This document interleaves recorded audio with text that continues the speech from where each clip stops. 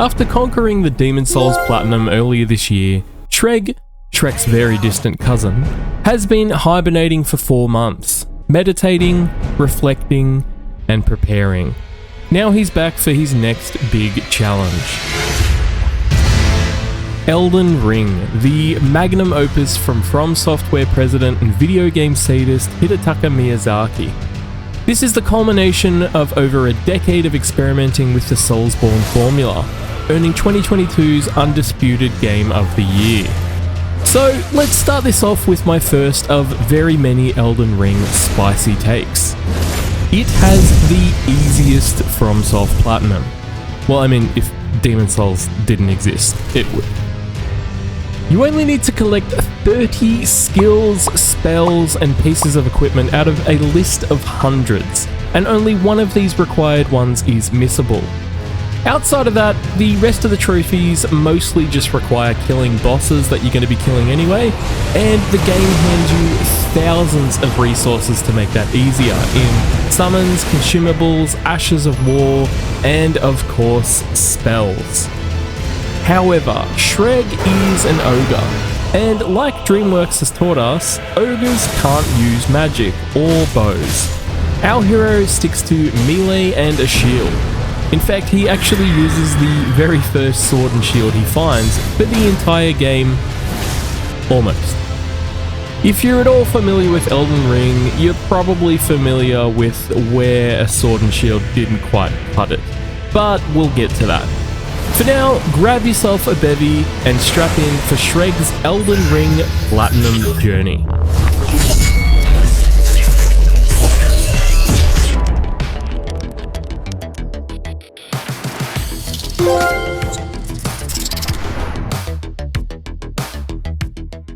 After faithfully recreating the legend himself, we're thrown straight into a fight we're not supposed to win. We have no armor, and we only get one attempt. We now get revived by our faithful donkey companion and enter the lands between in earnest. Immediately here we run into yet another fight that's meant to be unwinnable. We still have no armor, but this time we're not limited to one attempt.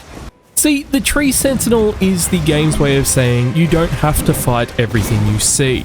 This is an RPG, you can go off, get better gear, level up, and then come back swinging. Which is exactly what a smart person would learn from this fight. But ogres aren't known for their intelligence. And its health bar does move, so this is what Shreg's first hour looked like. I'd also like to point out that this boss is completely optional and entirely unrelated to any trophies. And I'd love to say this is the last time Shreg wasted a ridiculous amount of time fighting something unnecessary while totally underleveled and undergeared, but that would be a lie. Eventually, Treeman does go down, and this awards us with absolutely nothing. We find a nearby soldier camp. This allows us to relinquish our wooden club and climb into the Steel Age. And we then make a deal with an arsonist who allows us to level up and, more importantly, no longer be maidenless. Before long, we run into our first story boss, which brings us to spicy take number 2. Margit is the best first boss FromSoft has ever made. He teaches you dodge timing, wind-ups, parries, spacing, and arena awareness, all without a tutorial pop-up. Plus, he has ranged pressure to punish players who run away instead of staying aggressive and learning his moveset. A lot of people say he's too hard for a first boss, but I think he is the perfect introduction into how bosses work. After Shreg passes this tutorial using the most overpowered Ash of War in the game, we claim our first boss trophy. We then get to hold hands with our fledgling pyro enthusiast to be transported to Elden Ring's hub area. This nets us our second trophy, and we even get a cheeky armor upgrade, sealing Shreg's dummy thick cake away for good. In the overworld, Shreg is out and about making friends with the local fauna. We stumble upon a castle to meet our first optional trophy boss in Leonine Misbegotten, and not long after we visit a beautiful underground ruin to take on the Ancestor Spirit. Now, there really isn't a whole lot to say about these two. They're both just sort of solid warm-up bosses, more in line with typical early Souls fare. Then it is back onto the main story path where we meet this. So the runway model you see here is named Godric the Grafted.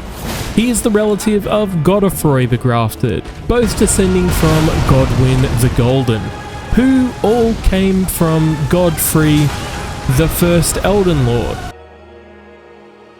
Anyway, thanks to the power of onion juice and jolly cooperation, Shreg, the Shrek's cousin, is able to take Mr. Gorgeous the Grafted down very handily. This victory earns us the Shardbearer Godric trophy and unlocks the second major region of the game, Liurnia of the Lakes. Now, the game points you here intentionally. It is the next logical stepping stone. Shreg, however, being ever the contrarian, decided to wander into this big red hellhole known as Caelid at level 30. I'm going on an adventure! Where we spent 20 minutes fighting this thing, 20 minutes fighting these assholes, and an amount of time I'd rather not divulge against this colossally tanky dragon. Now, if you're playing along at home, perhaps you'd like to guess how many of these guys we're wasting time against are required for either story or trophy progress. I will give you a hint. It's not 1, 2, or 3. Victorious from our pointless conquest in the Red Wastes, we return to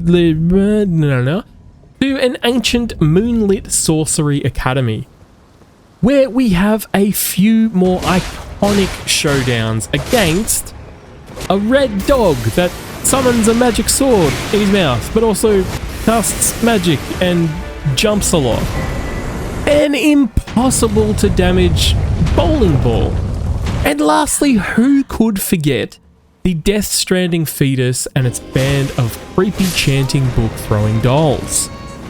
In fairness, the second phase of this fight, where we fight the ex-wife of the male version of the female god, is actually quite fun, albeit very, very simple. Our victory here nets us the Renala Queen of the Full Moon trophy and the Great Rune trophy. Next up, we enter the ominous and creepy Karaya Manor, which brings me to spicy take Nombre Trois. The open world in Elden Ring is cool, don't get me wrong, but FromSoft really shines when they box you in tight. Places like Karaya Manor prove it. Every hallway's a trap, every enemy placement is deliberate, and it's crawling with these weird finger spiders, which might be the hideous creations of an alien god's daughter who arrived via an asteroid. Anyway, open fields are nice, but I will take haunted fingerhands and curated ambushes any day of the week. This area culminates in a showdown with the Royal Knight Loretta, who stood absolutely no chance against the Ash of War that came inbuilt on the very first sword that Shreg found and never changed after using once. We grab her trophy and her spell we can't use and gain access to the only NPC quest line we have to complete for the Platinum, which we're doing for the spirit form of the daughter of the ex-wife of the male version of the female god. The next couple dominoes standing between Shreg and his glorious conquest is a silly little lava lizard by the name of Magma Worm Makar.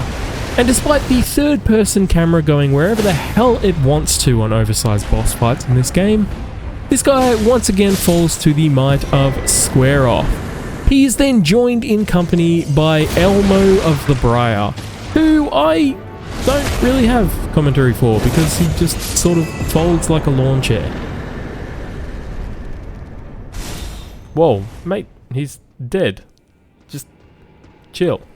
The next stop is Redmane Castle Festival, where a gathering of heroes have met up to put down a rabid, scarlet-rotted demigod in Star-Scourge Radahn. Which brings me to my spiciest take yet. Radahn isn't hard, you're just proud. So the game literally gives you an army of summons to help in this fight. It's not supposed to be a 1v1 duel. It's a legendary horde versus an unstoppable god. So I respect people that solo him, like you're absolutely built different, but this fight was designed specifically to be a cinematic showdown and a showcase for how powerful this monster, holding back the very stars, is. Hell, when the homies get taken out, and they will, you can literally just go back and get them right up again. So feel free to call the lads in, there is no extra medal for suffering. After bringing down Radahn and earning our Shardbearer trophy, Shreg celebrates in the most logical way possible. By immediately getting stomped to bits courtesy of an endgame boss Shreg has absolutely no business fighting yet. Before we come upon this incredible celebration of the male form. I love everything about this design. Like, how are you going to be thicker than a bowl of oatmeal, dressed in your grandmother's finest white gown, moving with the speed of a sugar-high toddler on rollerblades, and wielding like a little dainty little rapier? Like, you may not like it, but this is what the peak male form looks like. After we fell this glorious specimen, we move on to my favourite optional boss fight in the game, and also the one with the clearest message from FromSoft. Use the damn spear. The moment you enter the arena, there is a shiny glowing weapon right in front of you. It's not subtle. This is the FromSoft equivalent of a neon billboard saying, "Hey dumbass, this is for the boss fight coming up." And the reason for that is that this serpentine abomination, which is the result of a demigod deciding to be swallowed by a snake because power, has incredible range with its attacks and carries a lovely pool of lava at its feet everywhere it moves. The spear we picked up can damage this guy from around 5 ogres distance away and deals disgustingly high damage for what we put out at our level. Basically, you don't have to use this spear, but use the spear.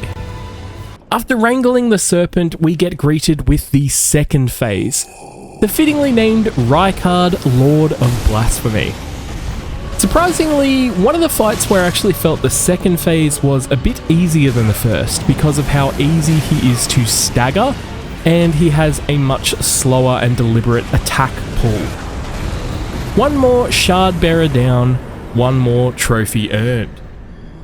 Next up, we definitely navigate a crater that has opened up, and we discover Nokron, the Eternal City, an eerie starlit ruin where Shreg is confronted by his most powerful foe yet, in Shreg. Now, somehow we do manage to overcome this monster's expert use of abilities, and we get awarded the Mimic Tier trophy. We do a little more exploring in this ethereal, beautiful, gorgeous area, and we stumble upon the most controversial item in the game. An item that will cause any Souls purist to vomit in pure disgust, but also an item that is going to allow us to even the scales in an upcoming 2v1. It is my great pleasure to introduce you to our Shregnificant Other, who arrives just in time to help us duo this charming little 2v1 against 2 flying gravestones with PTSD. We are then blessed to discover yet another perfect specimen in a reskin, who grants us a truly magnificent armor upgrade, something that's incredibly important because it's going to allow the Shregs to flex their new fit on the next boss. Honestly, never stood a chance. Shortly after, we come upon an alien star that's responsible for stealing the city of Nokron's sky. I tend to find the large Souls bosses to be overall pretty tedious and lackluster as a general rule, but of course to every rule there is exceptions. Enter Insect Skeleton Boy here, This is actually a very fun fight with a boss that allows you to stay close to it without jumping all over the goddamn place every single second that you get a hit on it. It's a fun cinematic fight that doesn't feel like a Herculean labor, which is, of course, complete stark contrast to the plethora of dragon reskins in the game. Speaking of, in my opinion, the most egregious of these fights are the dragons that jump all over the place in an enclosed arena that you aren't allowed to use donkey. Meaning, half of the fight, literally, it's just you running towards them. Like, you're not dodging attacks, you're not learning the moveset, you're just running from A to B, hoping that the dragon doesn't run away as soon as you look at it. This isn't the last time this occurs, and it's a point that, unfortunately, I'm going to come back to. Now, we're off to the royal capital, and we're fighting against the spirit form of Godfrey, the first Elden Lord, who, fun fact, isn't actually the first Elden Lord, but, you know, definitely gains some points for arrogance, despite being our most underwhelming boss fight yet. Fortunately, that is a point that is quickly rectified with the next fight. Now, do you remember lowly Margit, our first boss? Turns out his name is actually Morgott, which is, you know, a very subtle pseudonym, buddy. Well done. Anyway, he is the last self-proclaimed King of Lanedale, and just super doesn't want us to get past him to the Elden Ring. So, much like the first time we tangled, this fight is fantastic, complete with an awesome second phase shift and accompanying epic dialogue. Just you and Morgs fighting at the top of the capital. The first of the Omen twins goes down, granting us our 4th Shardbearer trophy for those that are keeping count. Next up is a hop, skip and a jump down to the sewers to go fight Morgott the Omen's brother, Mohg the Omen, who isn't actually here. This is like a reflection of him or something. I don't know, the lore is pretty unclear. Mohg the apparition goes down, marking our completion of the royal capital, which allows us to access the mountaintop of the giants, where we have a date in a castle with a certain Commander Niall, who opens up his fight by calling in reinforcements. No worry at all, that is a move that we're absolutely going to mirror, and much like everyone else who's taken on the Shreg so far, falls beneath their rotund might. Now, behind the old boy here was a secret medallion. We need to unlock a secret lift that takes us to the consecrated Snowfield. While there, we need to complete a puzzle to unlock a teleporter to Michaela's Halig tree. So anyone claiming that Elden Ring isn't a JRPG, just point them to that cryptic sequence. While we're here, we fight Loretta, Knight of the Halig tree.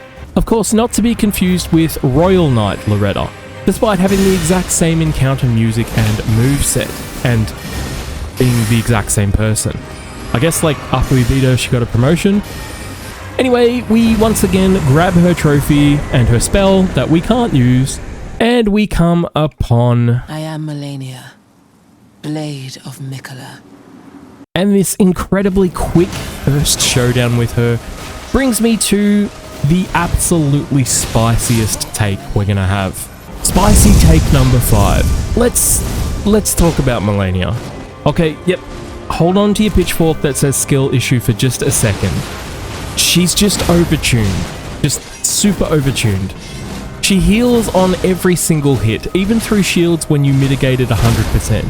She has random hyper armor. Sometimes you can stagger her. Most of the time though, she's just gonna shrug it off like she's an anime protagonist mid-monologue.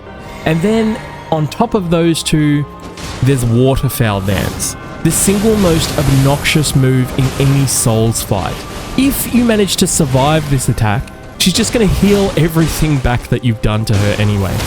I love Malenia's moveset, I love the arena, I love the second phase, I love how epic this is. It's just those 3 core issues are a lot. And the combination of them means tanky Shreg is just not the play.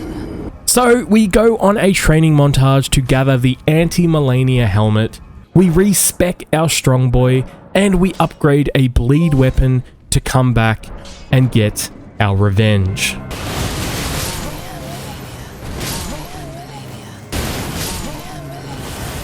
our revenge isn't instant. But Shreg was getting better at the fight. That said, he'd already invested 4 hours into it, with dozens of death, leading him to 3 options. Come back later, less underleveled with potentially better gear, keep mashing his stubborn head at the problem, or... Now there are 2 of them.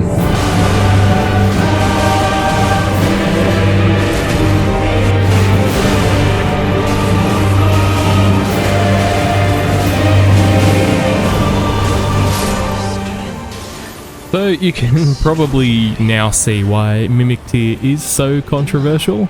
That's arguably the hardest boss FromSoft has ever created, and one ash turned her into a soup.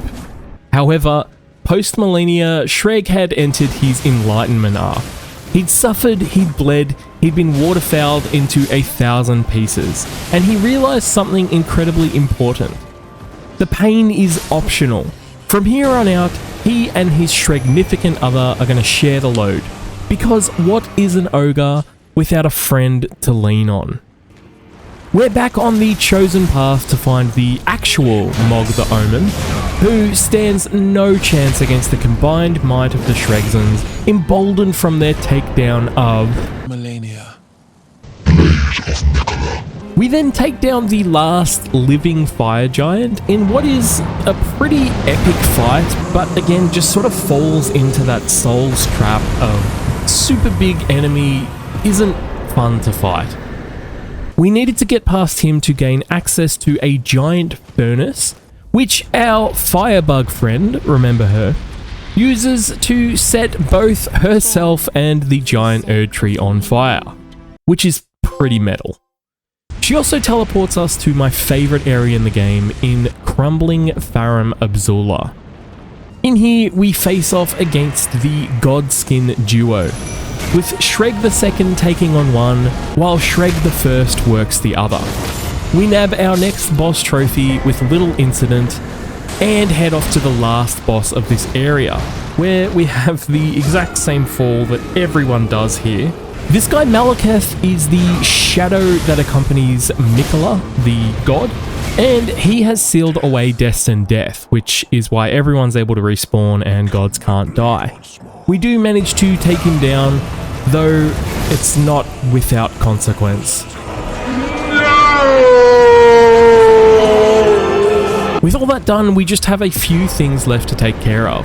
So we grab all the legendary spells, all the legendary ashes, all the legendary weapons, and we sneak through this battlefield incredibly stealthily to grab our last legendary amulet for... what? And we grab our last legendary amulet for our last collectible trophy. It's now time for the last optional trophy boss, as Shreg treats himself to a cheeky little lie down. And he wakes up to the Dragon Lord Platinumed, just hanging out in his fun time prison.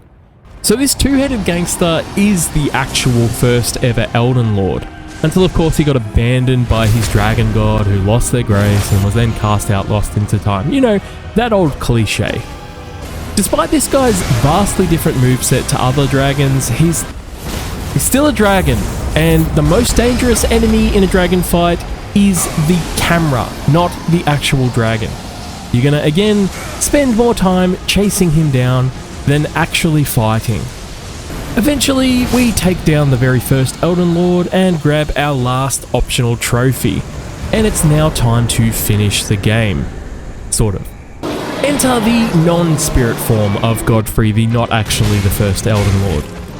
Or should I say Hora Luo, the very first Tarnished and Chieftain of the Badlands. This guy's moveset is unreal, and he actually has a really great claim to the title of Best Last FromSoft Boss. However, he isn't the last boss. That honour rests with Radagon of the Golden Order, who is, of course, as you know, the male version of the female god that's been tied to her body in an attempted rejoining bound in place by the remnants of the shattered Elden Ring. This brings us to my final spicy take. Spicy take number 6. Elden Ring has the best final boss and the worst final boss. See, Radagon is incredible, a mythic god with a beautifully designed moveset. One of the most rewarding dodge fights in the whole series. This isn't an insurmountable obstacle to overcome, it is a test to see if you've been paying attention and learnt how to play this game. And he is accompanied by the best boss theme in the entire game. The sheer scale of fighting the god who's been alluded to the whole time you've been playing is just perfect. Everything about this is perfect. You defeat him, overcoming God, and then the fight doesn't end. All of a sudden, you are chasing a cosmic tapeworm across a football field without your horse, and it teleports away every time you get close enough to land a hit. Like, when designing this, who looked at Torrent and said, you know what would be really funny, what we should absolutely do is design the last boss to take place in a ridiculously huge open field and program him to be the most shy little asshole on the planet, and we should make sure they do not have access to their mount in this fight. Whoever did that, I don't want to meet that person. Don't get me wrong, I like the design of this boss, and fighting the physical manifestation of the Elden Ring that's been guiding all Providence in the lands betweens is thematically awesome, but I've covered my thoughts on big, scary enemy in Souls games before, and this thing is just such a huge step down from Radagon the Rad. After an incredibly dull game of Cosmic Chasey, we slay a god, and now all that remains are the 3 required endings. And saving the worst for first, we go and receive a special touch from a Cosmic Fingerbeast, and then have our head replaced by the Frenzied Flame. This ending is essentially every living thing goes mad and burns to death. Pretty cool.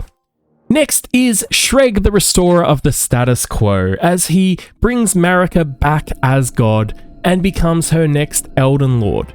Because that whole system worked so fantastically last time, let's give it another crack. The third and final ending we need to get sees us summoning Ranni, ending the Greater Will's hold on living beings and invoking the Age of the Stars, meaning they're no longer under the Greater Will's guidance and they've all become total Capricorns. We earn our final trophy and of course the accompanying platinum following it.